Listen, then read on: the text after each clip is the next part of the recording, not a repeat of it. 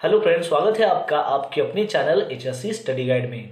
आज इस वीडियो में हम बात करने वाले हैं सेफ्टी के बेसिक रूल के बारे में। तो चलिए फिर वीडियो को स्टार्ट करते हैं। तो चलिए अब जानते हैं कि सेफ्टी के बेसिक रूल्स क्या है। तो दोस्तों, जैसा कि हमें पता है कि जब भी हम किसी भी कंस्ट्रक्शन साइट पे काम कर रहे हो या फिर किसी भी कंपनी में काम कर रहे हो, वो चाहे कंस्ट्रक्शन हो, ऑयल एंड गैस हो, मैन्युफैक्चरिंग हो, कोई भी हो, तो उस कंपनी में जब भी हम काम करते हैं तो कोई ना कोई रीजन की वजह से एक्सीडेंट वहां पर हो जाते हैं। तो वो जो एक्सीडेंट होते हैं उसको हम एग्जामाइन करते हैं और एक कंक्लूजन निकालते हैं कि ये जो एक्सीडेंट हुए हैं इसके पीछे क्या रूट कॉज है, यानी कि कौन से कारण की वजह से ये जो एक्सीडेंट है ये हुए हैं। तो ये जो एक्सीडेंट जिन कारणों की वजह से हुआ है, तो वहां से हमें ये पता चलता है कि वर्कर की जो सेफ्टी है वो डिपेंड होती है वर्कर के बिहेवियर के ऊपर और ह्यूमन फैक्टर्स के ऊपर। तो इसी के ऊपर जो है वो सेफ्टी के बेसिक रूल जो है वो यहाँ पर डेवलप होते हैं। तो इसमें से कुछ जो रूल है वो शायद आपने सुने होंगे।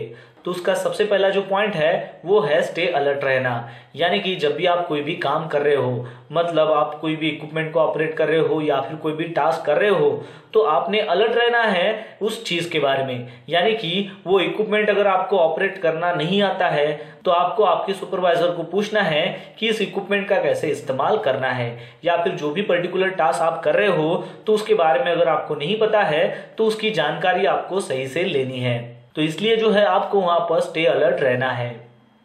फिर उसके बाद का पॉइंट है कि आपने राइट क्लोथेस जो है वो पहनने हैं, यानी कि आपको कोई भी लूज कपड़ा नहीं पहनना है कि जिसकी वजह से जब भी आप किसी मशीनरी के ऊपर काम कर रहे हो तो उस मशीनरी में आपका जो कपड़ा है वो फंस जाए और उसकी वजह से जो है वो आपको इंजरी हो सकती है। तो इसलिए जो है आपको प्रोटेक्टिव जो क्लोथिंग है उसी का ही यहाँ पर इस्तेमाल करना है। फिर उसके बाद का पॉइंट है राइट टूल्स का जो है वो आपको इस्तेमाल करना है, यानी कि अगर आपको जो भी आप काम कर रहे हो तो वहां पर अगर हैमर की जरूरत है तो आपको वहां पर हैमर का ही इस्तेमाल करना है, ताकि आप जो है सही प्रॉपर टूल्स का इस्तेमाल वहां पर करके काम जो है आपका वो सुरक्षित कर सकते हो। क्योंकि अगर आपको हैमर की जरूरत है लेकिन आप हैमर की जगह पर स्क्रू ड्राइवर का अगर इस्तेमाल करते हो तो उसकी वजह से आपको इंजरी हो सकती है। इसके लिए आपको जो राइट टूल्स है उसी का ही वहां पर इस्तेमाल करना है। फिर उसके बाद है कि जो भी मटेरियल को आप लिफ्ट करते हो तो उसको कैसे उठाना है यह आपको पता होना चाहिए। यानी कि अगर किसी का अगर लाइट वेट है तो आप इजीली उसको उठा सकते हो, लेकिन कोई अगर चीज है वो अगर ज्यादा हेवी है तो उसको अगर आप खुद उठाने के लिए जाओगे तो वहां पर आपको इंजरी हो सकती है।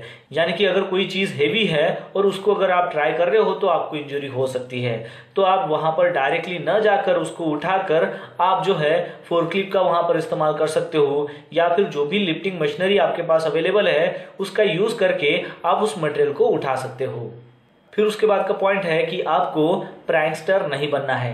मतलब अगर आप किसी हेवी मशीनरी के अराउंड में अगर काम कर रहे हो तो वहां पर काम करते समय किसी के साथ भी कोई भी प्रैक्टिकल जोक आपको नहीं करना है, या फिर वहां पर हॉर्स प्ले नहीं करना है। क्योंकि अगर आप ये करते हो तो हो सकता है कि वो जो हेवी मशीनरी आपके अराउंड में चल रही है तो उसकी वजह से इंजरी हो सकती है।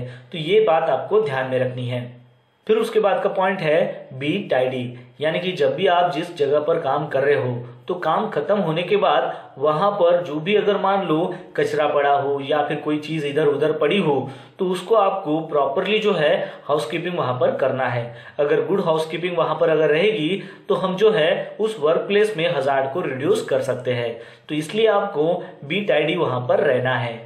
फिर उसके बाद का पॉइंट है कि रिपोर्टिंग जो है वो बहुत ही इंपॉर्टेंट है। इसमें यह है कि अगर आप देखते हो कि कोई एक्सीडेंट अगर हुआ है वर्क प्लेस में जहां पर भी आप काम कर रहे हो तो उसको आपको तुरंत जो है वो इत्तला करनी है कि वहां पर इस तरीके से एक्सीडेंट हुआ है। यानी कि अगर वो डिफेक्टिव इक्विपमेंट से हो या फिर अनसेफ कंडीशन की वजह से अगर वो एक्सीडेंट हुआ हो तो उसके बारे में आपको तुरंत में जो है वो रिपोर्ट करनी होती है। फिर उसके बाद का पॉइंट है कि फर्स्ट एड जो है वो आपको इमीडिएटली लेना है। यानी कि अगर आप काम करते वक्त अगर आपको छोटी मोटी अगर इंजरी होती है, माइनर इंजरी अगर होती है, तो आपको उस इंजरी के लिए फर्स्ट एड वहां पर इमीडिएट लेना है। क्योंकि अगर आप वो जो माइनर इंजरी है उसको अगर निग्लेक्ट करोगे तो उस इंजरी की वजह से आपको सीरियस इन्फेक्शन हो सकता है। इसलिए आपको अगर छोटी मोटी अगर कोई चीज लगती है जिसकी वजह से इंजरी होती है तो आपको इमीडिएट फर्स्ट एड लेना बहुत ही जरूरी है। फिर उसके बाद का पॉइंट है बैक योर सेफ्टी प्रोग्राम। तो इसमें क्या है कि अगर आपको कोई आइडिया है कि जिसकी वजह से एक्सीडेंट को रिड्यूस किया जा सकता है, तो वो जो आपकी आइडिया है वो आप आपके सुपरवाइजर को बता सकते हो और आप जो है एक नया एग्जाम्पल क्रिएट कर सकते हो कि आप जो है सेफ्टी रूल्स को फॉलो करते हो, उसको ऑबे करते हो, या फिर आपके जो सेफ्टी पर्सन्स वहां पर होंगे उनको भी जो है इसके बारे में आप इत्तला कर सकते हो। और फिर उसके बाद का पॉइंट है कि आपको कभी भी चांस नहीं लेना है, यानी कि कोई भी काम करते समय अगर वो काम के लिए आपको 5 मिनट लग रहे हैं, लेकिन आपके मन में एक ख्याल आता है कि अगर मैं इसको शॉर्टकट तरीके से करता हूँ तो ये मेरा काम जो है वो 1 या 2 मिनट में खत्म हो जाता है, तो वो जो चीज़ है जो शॉर्टकट है वो आपको यहाँ पर नहीं लेनी है। क्योंकि अगर आप उस काम को सेफली नहीं करोगे और शॉर्टकट तरीके से करना चाहोगे तो उसकी वजह से आपको इंजरी हो सकती है। तो ये जो 10 पॉइंट हमने यहाँ पर देखे हैं, ये सेफ्टी के बेसिक रूल है जो आपको पता होना बहुत ही जरूरी है। तो दोस्तों, आशा करता हूँ कि आपको इस वीडियो के माध्यम से पता चल गया होगा कि सेफ्टी के बेसिक रूल्स क्या है। तो बस आज के लिए इतना ही, मिलता है नेक्स्ट वीडियो में एक नए टॉपिक के साथ में। तब तक के लिए टेक केयर, बाय बाय।